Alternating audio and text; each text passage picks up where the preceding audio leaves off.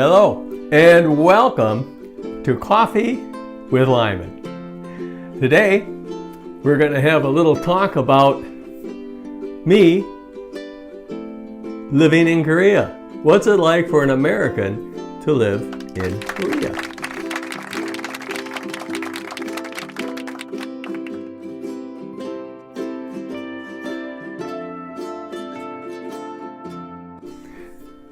So, as I'd mentioned earlier, I had been a soldier in the United States Army, and eventually I ended up getting stationed in Korea, which is where I am right now. Well, that was in 2003, November 2003. The Army sent me to Korea, and I was a military policeman. So, for me, I was a E8, a master sergeant, E grade, pay grade E8, enlisted grade 8. And that's one notch below the top, which is E9, as far as pay grades go. So when I retired, I was an E8. But when I got here in 03, I was already an E8, had been for a little while. And by the time I retired in early 08, I was, a more seasoned master sergeant. But I was still doing essentially the same job I had when I first got here, which was to basically run the military police stations. You'd have military personnel who are trained as police, and they ride around in patrol cars, handing out traffic tickets, responding to phone calls, just like a normal police station. So as time went on, though, I went from being over just one MP station to being over an entire area which encompassed a few MP stations by the time I retired.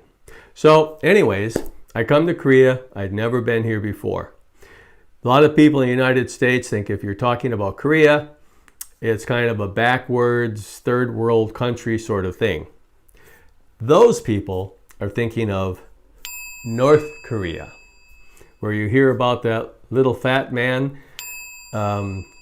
Kim Jong-un, who is the ruler of that communist country. And his grandfather was the first ruler of that country before Korea split as North and South Korea at the end of I guess you'd call it wasn't the end, but what they did was they put a stop on fighting in the war. It started in 1950, it ended in 1953. But technically, they are still at war, North Korea, South Korea. Now, South Korea is a thriving industrial country. You hear all the big names, Samsung, Hyundai, Lotte, all these different big names that you've heard, they're South Korea. North Korea, nothing. It's just a savage, poorly run, destitute, starving people country so that they can keep their loving leader living like some lavish god. Anyway, that's the two Koreas. I'm in South Korea. The Republic of Korea are okay. Now, here in Korea, it's quite different the way you'd say the culture is. Very different. It's a very much male-driven, much more so than the United States, a male-driven country. Females are considered less than men, and it has improved over the years. But a lot of the men, they act like they're, like gods in their own home or something instead of equal to their wife. And there are a lot of them that are really great guys with their wives too. So you've got this mixture. The culture here is a lot to do with status. How much money do you make? How nice are your clothes? How expensive are they? What is the brand name on your clothes? A big thing here is South Korea is a peninsula.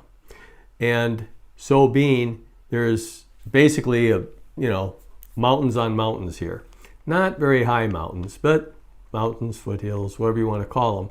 So a big thing here is to go what they call mountain climbing, which to an American, it just means you're going to go hiking on some trails in the hills. That's all it really is.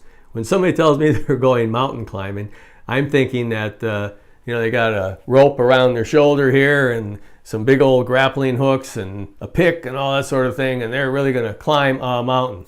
No, that's not what it is here. So anyways, that's one of their big things for entertainment.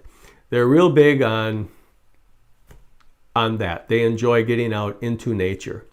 And almost everyone goes on vacation at the same time of the year, which is a couple weeks in August. The many businesses are closed. All of the public camping areas are absolutely cram-packed with cars and people. And then after about that 2-week spree, the highlight of it, then it all dies down to like nothing. So anyways, that's their vacation thing here. It's similar to what it is in the United States. I mean, a lot of people, of course, they go because the kids are on school vacation, summer vacation, so they go out on their vacations. And there's a lot more people on the roads running around camping, but the United States is a very big country.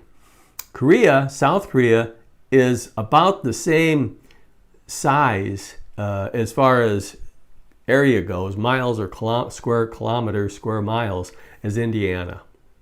So it's much, much smaller. In the population, it's somewhere in the 60,000s. It's like million. Something like 65 million people here. So you do have a middle class. You've got the very poor. They do have a welfare system, so to speak. Old people who have no assets. They don't own a home or anything. When they're 65, they can start to get I guess it works out to be about $300 a month from the government. And many of them, that's all the money they have. It's very common for the elderly people to live with their children. And as you might suspect, a lot of the children really don't want their parents there, but they want to inherit that money. And what a lot of the parents do that is proven over and over again to be horrendously stupid is they turn all of their assets over. They give them their land, their business, their houses, all that kind of thing that they've accumulated in their lifetime to their kids before they die because there'll be a lesser tax on them. And then the kids, of course, agree, well, we'll take care of you now that we've got all your money. You give us all your money, we're going to take care of you. And a lot of times that doesn't happen. They just don't. So just like the United States, you've got your terrible people and you've got your good people. Some people really take good care of their elderly parents and grandparents and that. Whoops, sorry about that. Alarm started going off. I had to stop. But what I was saying is a lot of people make a mistake and they give all their assets to their kids. And then the kids just throw it in their face. They don't take care of their family. So you see some pretty terrible sights around here in regards to the old people. And but you see a lot more old people. In the United States, it seems like they're kind of hidden. Where in Korea, I'm talking about truly elderly people. Women so old that they have these, they look like baby carriages that they walk around. They're all bent over, pushing them. If they didn't have something to lean on, they just plain fall forward. Then they got a little seat on the front of them so they can stop if they're tired and then sit on the seat for a while. You see a real lot of that. But the old people are out and about. So anyway, status is a big deal here. So if you're going to play golf, you got to have the top golf clubs. People who have lesser golf clubs, they'll be kind of looked down upon by those with the better golf clubs. Golf is a big thing here. And they don't pronounce the F sound in Korea. In the Hangul, instead they use a P sound. So golf sounds like golf, Galpu, and many other words like that. But the food, everything, not everything, nearly everything has to have a ground up powder made from red Korean peppers. And it's hot, very hot. And that is on so much of their food. Kimchi, Americans say kimchi, it's really pronounced kimchi, because they don't have the short I sound either. So kim, doesn't happen. It'd be pronounced as a long E, and it'd be E, gim. Okay, so fish is extremely popular here. They love fish, especially what they call hui, which is raw fish. And if you put that hui on some rice and you eat it all at once, that's called chobap. Cooked rice is called bop. So chobap. And what the Americans call sushi, it's the same thing. So sushi is a Japanese word, I guess. Whereas chobap, and most of the Koreans say sushi as well. So as far as driving around goes, they've all got their nice cars. They like new things. There are apartment buildings being built for as long as I've been here. Just constantly. Areas are building up. And it's remarkable. I don't know where the people are coming from to live in the apartments. So people just tell me, well, Koreans like new things. Well, okay, but there's only so many Koreans. And they've got all the big name brand stores. They like all that kind of thing. Shopping's a big deal. Seoul, of course, is the largest city here. That's their capital. And it goes all the way, and it'll be, cold, snowy winters there. You go all the way down to Busan, which is in the southern tip of the place. And they've got pretty mild weather all year round. It's kind of like Korea's Hawaii down around that area. So you've got some different climates, terrains here in a small country. The people actually are pretty darn nice. Now, me, I'm a nice guy. I treat everybody well. I'm married to a Korean woman. I don't speak Korean though. All I can do is spew out some niceties. I can do that much. But I have failed miserably in learning Korean. And however, the people treat me quite well. I've only encountered a couple people that were really jerks, but you're going to find them every place.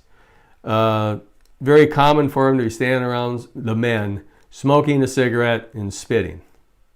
That's a big thing with them. It's a dirty habit. I don't even know what they're spitting. I guess the taste of the cigarette. But smoking is a big thing here for the men. And you don't see too many women smoking, but some do. It's not terribly unusual. Drinking alcohol. Oh yeah. They've got something here that's called soju. Soju, was drinking one, it's usually in a green glass bottle. It's clear. And one bottle of that would equal like 4 bottles of your standard 5.5 beer, right? And this is usually 20 proof or 20%. So it doesn't really taste that good, but it is their thing. You can buy whiskey and all that sort of thing here. Wine, that's not really so popular either. Beer is pretty popular. And I don't know why, but beer is quite expensive here, even if you buy it at the store to take home to drink. And soju, really cheap. If you buy a bottle of soju, I think it would come out to like a $1.50 for that little green bottle I was telling you about. And a lot of that is drank. You go to almost any restaurant, you can buy it. People go to the convenience stores like 7-Eleven. They're everywhere here. And they are convenient. And they usually have picnic tables, some kind of table with an umbrella over it, sitting outside of these little convenience stores. So you could buy yourself a sandwich that you heat up in the microwave inside. You can buy some beer, you can buy soju in there, and you can sit right outside on the sidewalk or under the awning, wherever it is outside that store, drink. A lot of people do. So it's not uncommon. In the restaurants, it's real common to stumble across where you sit on the floor. And of course, they have their beer and soju. You sit on the floor with whatever kind of food they're serving at a little table with legs about this long, right? So you sit with your legs crossed, the legs are under the table, and you're sitting there with your chopsticks eating. Now for me, it's terribly uncomfortable. I can't bend my legs to sit like that. So I have to sit with my legs straight underneath the table. And then of course my leg falls asleep and I try and put one under the other, and really uncomfortable. So my wife asked me, what kind of restaurant do you want to go to? One with chairs. And then I tell her, if it has chairs, I say, that was a good restaurant. She's thinking about the food, how fresh is it, and all that sort of thing. And restaurants, oh my goodness, you can't throw a rock without hitting a restaurant. Restaurants and convenience stores, they are sprinkled everywhere. And the little restaurants, they'll go into business, they'll go out of business, another one pops up in the same spot, it's in business. And so, you know, they're big on different soups. Soup in Korean is called guk, or if it's a stew, it's called jjigae.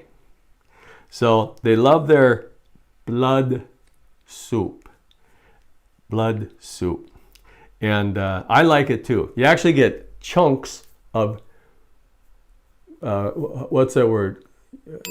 Coagulated blood in the soup. And it's got its diced up onions and pepper sprinkled in it and all that kind of thing. And it's really good. And if you like to have pork or beef where they take the intestines and cut them up into little pieces, there's a soup for that that's very popular also. I can tell you the names of these, but it would be irrelevant to you. So anyways, the going to restaurants is a big thing in Korea. Delivery, food at home. To have food delivered at home, oh my gosh, I can't believe it. It seems like when you order food, well, I don't, but my wife does. When she orders food, it's almost like before you can put the phone down, the guy's ringing the doorbell. It's incredible. And they all ride around on motorbikes. Not really motorcycles, but more like motor scooters. And they're terrible in the traffic. Terrible. They're always constantly going through red lights, constantly cutting all over the place. In intersections, just everywhere. Most of the drivers follow the rules as far as stopping at a red light and that. They've got a lot of terrible drivers, but so does the United States. And then the parking in Korea is pretty difficult in a lot of places. And so people will park in really stupid spots, like literally on a corner, like sidewalk, corner, park there. So people are trying to get around the car, and it's just crazy a lot of times, the way the people park. Now, they hire the old people a lot of times. They'll pay them, I guess, like $10 to work half a day or something. Put on a little green vest, fluorescent vest, and go around and pick up scraps of paper and things along the sidewalks and streets. That's nice. It's very common to see lots and lots of beautiful blooming flowers in flower boxes alongside the roadways when you're driving through a town. They're very big on that, and it's beautiful. It really is beautiful. Now, to come and live in Korea, it is so different. To just come here for the sake of living in Korea, I wouldn't say you'd want to. If you got here on some kind of a business deal, like I did, I was in the military sent me here. There are a lot of U.S. defense contractors, which I was for a few years after I retired here. And so they're around as well.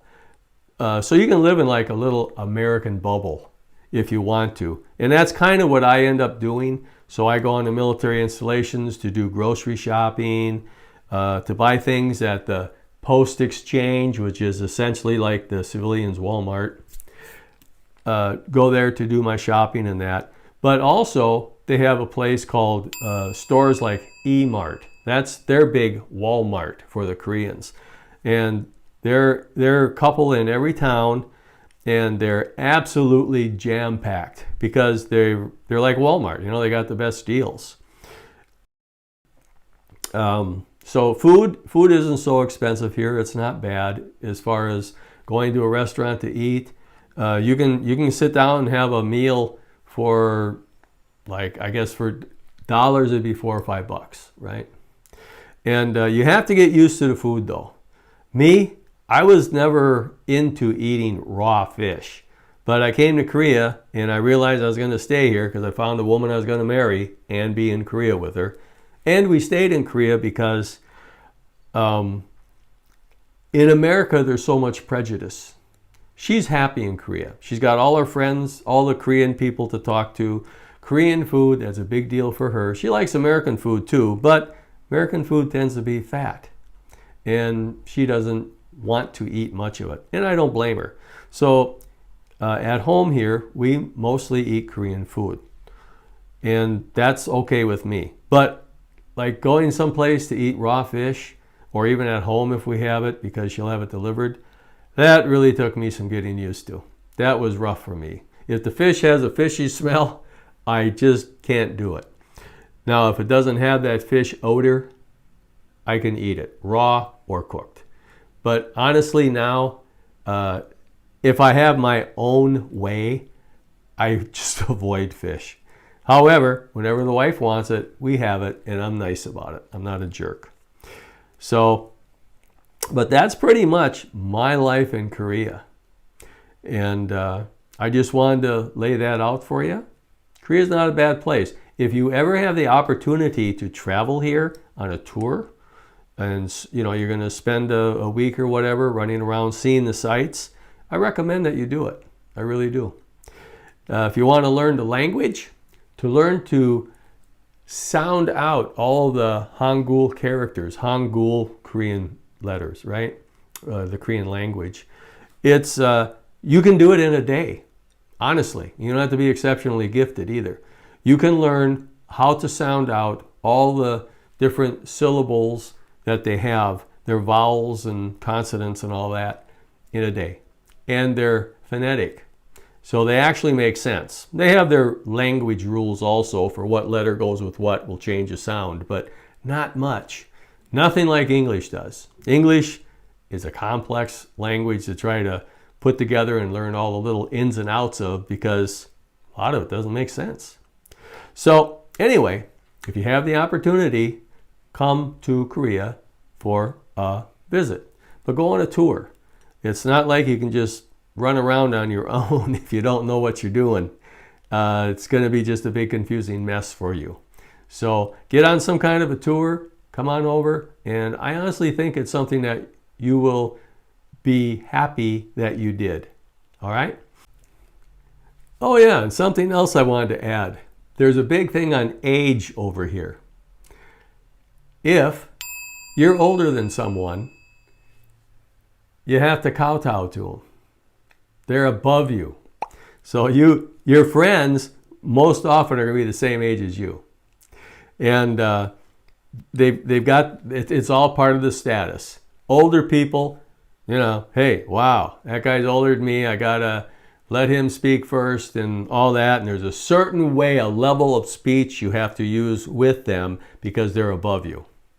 So like if you were talking to some dignitary or something, you're not going to talk to him like the guy sitting in the bar next to you. And that's kind of interesting and annoying, because the truth is, if you were kind of a jerk or just plain stupid when you were young, when you get old, you got more experience at it, but you're still stupid and probably a jerk, right? So, yeah. Age doesn't really make you brilliant. or better. So that's it for today. I enjoyed talking to you. I hope you enjoyed your coffee. And until next time, goodbye for now.